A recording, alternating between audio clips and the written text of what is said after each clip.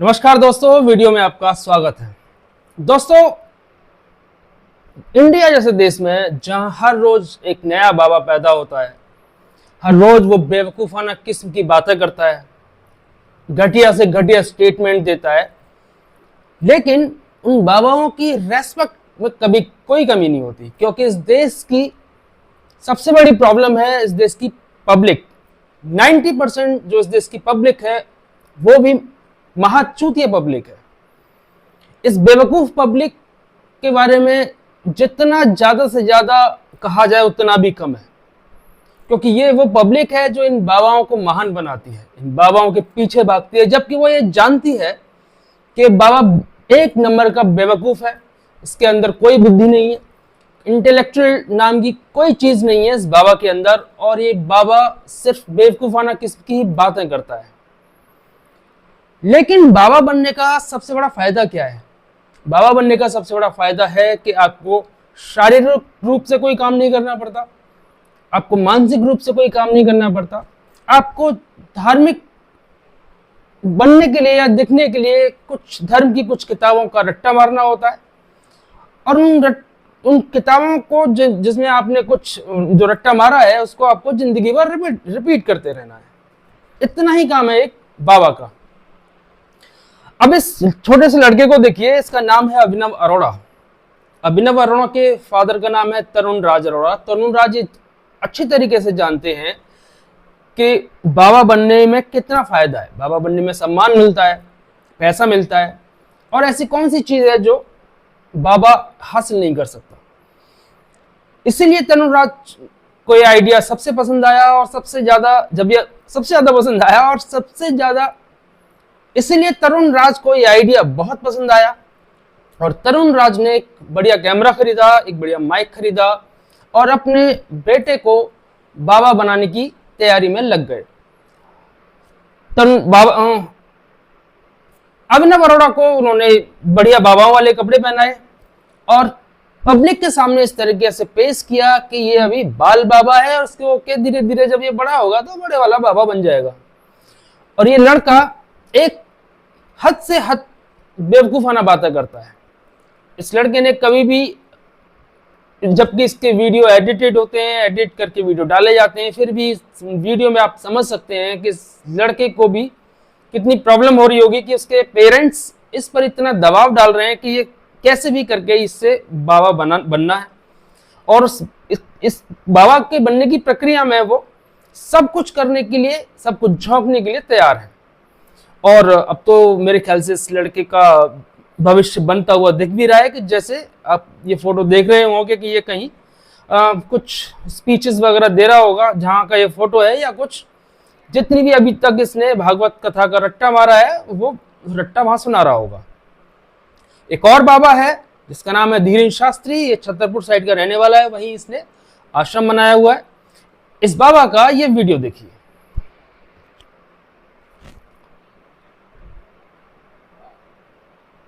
भगवता से आई हुई है जी।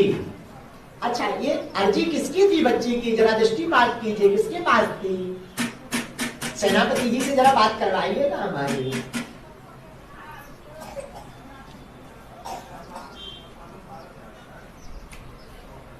हाँ, प्रणाम करता हूँ श्री चरणों में। दास का सीताराम।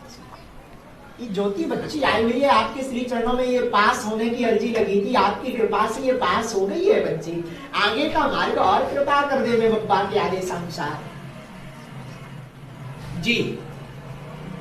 ठीक है, हाँ ठीक है। किस मार्ग में जाना चाहिए? शिक्षक लाइन में जाओ बेटा, आशीर्वाद है।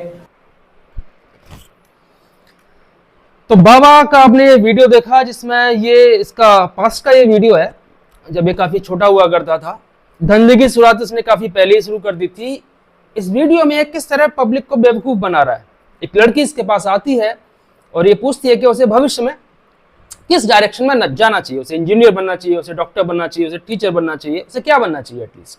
तो ये लड़का हनुमान जी को फोन लगाता है और हनुमान जी से फोन पर पूछता है कि लड़की को किस डायरेक्शन में जाना चाहिए, और हनुमान जी इसको आदेश भी देते हैं कि लड़की को शिक्षा अध्यापक के तौर पर अपने आप को, एक अध्यापक के तौर पर अपना डायरेक्शन सेलेक्ट करना चाहिए, शिक्षक बनना चाहिए। अब इस वीडियो से आप आइडिया लगा सकते हैं कि ये देश किस गर्त में जा रहा है। एक बाबा, जो अब तो ये काफी बड़ा हो गया, ये आई थिंक 7-8 साल पुराना या 10 साल पुराना वीडियो होगा, बाबा किस तरीके से लोगों को बेवकूफ बनाने पर लगा हुआ है, और लोग ये चाहते हैं कि बाबा उनको बेवकूफ बनाते रहें। बाबाओं के पास तर्क शक्ति तो होती नहीं है, ना ही उनके पास कोई वैज्ञानिक सोच होती है। उनके पास होते हैं और रटे रटाए शास्त्र जो वो पढ़ते हैं, रट्टा मारते हैं, पढ़ते क्या है, उनका मीनिंग्स भी उनको नहीं पता होता, वो रट लेते हैं, जैसे वो पब्लिक में टाइम टू टाइम बोलते रहते हैं। इसी तरह एक और बाबा है जिसका स्टेटमेंट हाल ही दिनों में बड़ा चर्चा में रहा है। इस बाबा को सुनते हैं जरा और देखते हैं कि ये बाबा क्या कहना चाहता है। लड़कियां लाते हैं 25 साल की, अब 25 साल की लड़की 4 जगह वो मुंह मार चुकी होती है, सब नहीं पर बहुत। और वो 25 साल की जब तक आती है तो पूरी जवान होके आती है। जब जवान होके आएगी तो स्वाभाविक है कि वो अपनी जवानी कहीं ना कहीं तो वो उसकी जवानी फिसल जाएगी या जाएगी। जैसे कि अभी एक लड़के के संग हनीमून मनाने गई, परंतु वो किसी और के साथ वो रह चुकी थी, उसके साथ चक्कर था। वो ड्रमवाला केस अभी पुराना हुआ नहीं ज्यादा। तो आपने सुना होगा कि ये बाबा इस वीडियो में क्या कह रहे हैं। बाबा के कहने का मतलब है कि कोई लड़की 25 साल की या 30 साल के आसपास की हो जाती है और उसकी शादी नहीं होती, तो बहुत ही कम चांस है, 99% चांस है कि वो लड़की पवित्र नहीं है। पवित्रता से मतलब है कि उस लड़की के किसी न किसी लड़के से, पुरुष से रिलेशन रहे होंगे, यानी कि उस लड़की ने इंटरकोर्स किया होगा। लड़की की पवित्रता इस बाबा के आधार पर सिर्फ और सिर्फ इतनी है कि उस लड़की ने किसी लड़के के साथ इंटरकोर्स तो नहीं किया, शारीरिक संबंध तो नहीं क्रिएट किए। अगर शादी से पहले उस लड़की किसी लड़के के साथ संबंध बनाती है तो इसका मतलब है कि उस लड़की की पवित्रता खत्म हो चुकी है।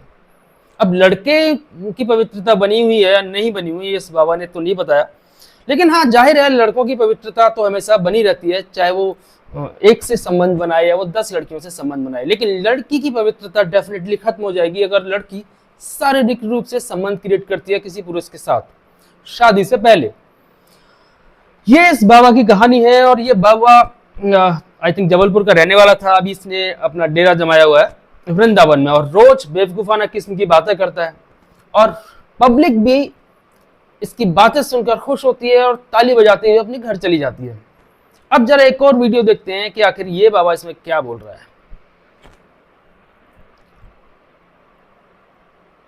ऑपरेशन सिंदूर संपन्न हुआ, उसमें वेद का एक मंत्र काम कर रहा था। आप सुनकर ताली बजाइए।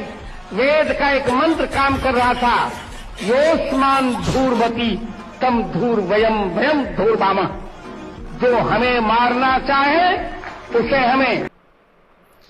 तो इस बाबा का नाम तो मुझे याद नहीं, आई थिंक रामभद्राचार्य है इस बाबा का नाम। और ये बाबा बोल रहा है कि जब सिंदूर ऑपरेशन हुआ था तो वेदों के मंत्रों की वजह से ऑपरेशन सिंदूर कामयाब रहा। और वो मंत्र भी उसने बताया है कि इस मंत्र की वजह से ऑपरेशन सिंदूर कामयाब रहा है।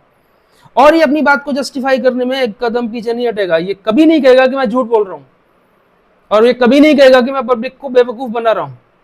इतने सारे लोगों के सामने एक बाबा की यही तो सबसे बड़ी खासियत है कि वो शानदार तरीके से झूठ बोल सकता है।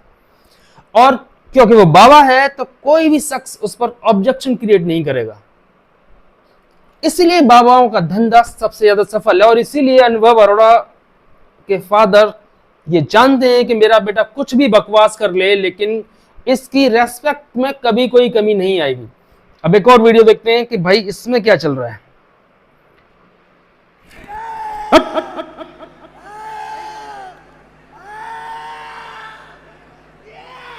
और मार लगाओ इसे। बहुत चपलता दिखाता है, चापलूसी दिखाता है।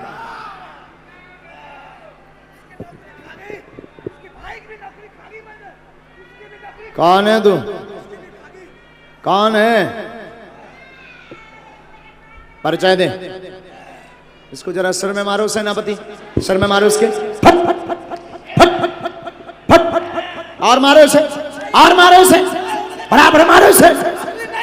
और मारो इसे, नौकरी किसी की नहीं होगी, किसी की नहीं। और मारो, और सिर में मारो इसके, और सिर में मारो, अब सिर में भरा भर मारो। साले राक्षस, भगो एक लोग एक तरफ पकड़ो, नालायक साले, और मारो, गला पकड़ो इसका, गला पकड़ो इसका, जितना परेशान इसने घर वालों को किया उतना मार फेंको, नालायक।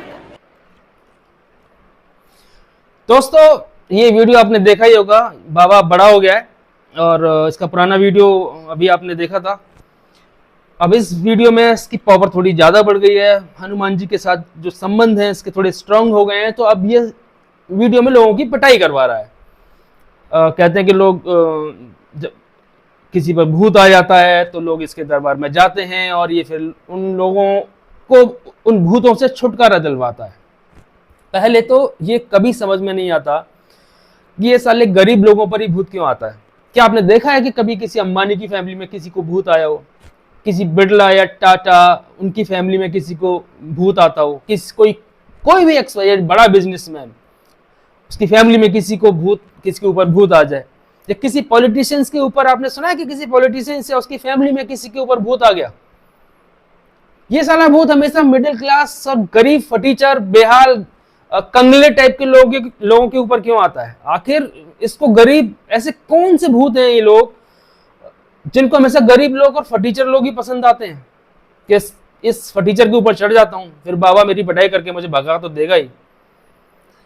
तो अब बाबा की पावर बढ़ गई है तो बाबा पिटाई करवा रहा है। अब पब्लिक इस पूरे कॉन्सेप्ट को अगर देखा जाए तो पब्लिक खुश हो रही है पीछे कि वाह क्या शानदार पिटाई हो रही है भूत की। लेकिन इस चीज को भी एक्सेप्ट करना होगा कि इस लौंडे ने एक्टिंग बहुत अच्छी की है, बाबा भी अच्छी एक्टिंग कर रहा है पिटाई करने की। तो दोस्तों ये भूत बेकार की चीजें होती हैं, ये लोग इसी के बंदे होते हैं, इनको पैसे दिए जाते हैं, इनको बोला जाता है कि तेरे को एक्टिंग करनी है कि तेरे बार भूत आ गया, मैं तेरी पिटाई की एक्टिंग करूंगा, तू भूत से लड़ने की और डरने की और इधर उधर जंप करने की प्रैक्टिस की एक्टिंग करना। मामला दोनों का सेट है। वो ज्यादा पैसे खाएगा, इसको थोड़े पैसे दिए जाएंगे, हो सकता है ओवर एक्टिंग के ज्यादा पैसे दे दिए जाएं, लेकिन धंधा दोनों को चलता रहेगा। 4-5 महीने के बाद फिर इसके ऊपर भूत आ जाएगा, ये फिर वापस दरबार में आएगा, फिर इसकी पिटाई होगी, अपना पैसा लेके वापस, और पब्लिक ताली बजाती हुई खुश कि देखो क्या शानदार भूत उतारा है बाबा ने। दोस्तों हमें यह समझने की जरूरत है कि वैज्ञानिक दृष्टिकोण से कभी भी कोई बाबा बात नहीं करेगा। बाबा आपको चाहता है कि आप पाखंडवाद की तरफ तीव्र गति से, लाइट की स्पीड से आप आगे बढ़ें, ताकि आप ज्यादा से ज्यादा बाबा पैदा हो सकें, ज्यादा से ज्यादा बाबाओं का धंधा चल सके। और जब तक आप मूर्ख बने रहोगे या तीव्रता से पाखंडवाद को एक्सेप्ट करोगे, आप भी कभी वैज्ञानिक दृष्टिकोण से सोच नहीं पाओगे कि वाकई में इन बाबाओं का थोड़ा बहुत योगदान है इस देश को या नहीं है, या व्यक्तिगत रूप से किसी फैमिली के लिए भी कोई योगदान है। दोस्तों हमें अपने परिवार और अपने बच्चों को इन बाबाओं से दूर रखने की जरूरत है, उन्हें वैज्ञानिक दृष्टिकोण देने की जरूरत है। और अगर आपको अच्छे लोग चाहिए, इंटेलेक्चुअल लोग चाहिए, तो आप ओशो जैसे लोगों को पढ़ें, आप कृष्ण मूर्ति जैसे लोगों को पढ़ें, आप गौतम बुद्ध को पढ़ें, आप जीसस क्राइस्ट को पढ़ें, आप जैन को पढ़ें, कार्ल मार्क्स को पढ़ लें। आप अलग अलग सब्जेक्ट्स में अलग अलग लोगों ने बेहतरीन तरीके से काम किया है, बेहतरीन रचनाएं प्रस्तुत की हैं। आप उन लोगों को पढ़ें। आपको साइंस में दिलचस्पी है तो साइंस के जो मास्टर, जो साइंटिस्ट हैं, उन्होंने कितनी सारी किताबें लिखी हुई हैं। क्वांटम फिजिक्स पढ़ें भाई आप, अगर आपको साइंस में इंटरेस्ट है तो। आप स्टीफन हॉकिंग की किताब पढ़ें, स्टीवन स्पीलबर्ग सिनेमा में इंटरेस्ट है तो उसकी किताब आप पढ़ें, आइंस्टाइन की किताब पढ़ें। आप इन बाबाओं को पढ़ने की क्या जरूरत है? बाबाओं का आखिर आपके जीवन में क्या योगदान है सिवाय इसके कि वो आपको बेवकूफ बनाते हैं। दोस्तों बाबाओं से दूर रहें, बाबाओं से बचें। ये आपके मानसिक, आपके दिमाग को कुंद करने का काम करते हैं, इससे ज्यादा ये कुछ नहीं करते। और जीवन में ये सिर्फ और सिर्फ लोगों को बेवकूफ बनाएंगे और कुछ नहीं। दोस्तों ये वीडियो आपको कैसा लगा हमें कमेंट बॉक्स में बताएं कि आप अगला वीडियो किस सब्जेक्ट पर देखना चाहते हैं। दोस्तों मिलते हैं नेक्स्ट वीडियो में। जय हिंद।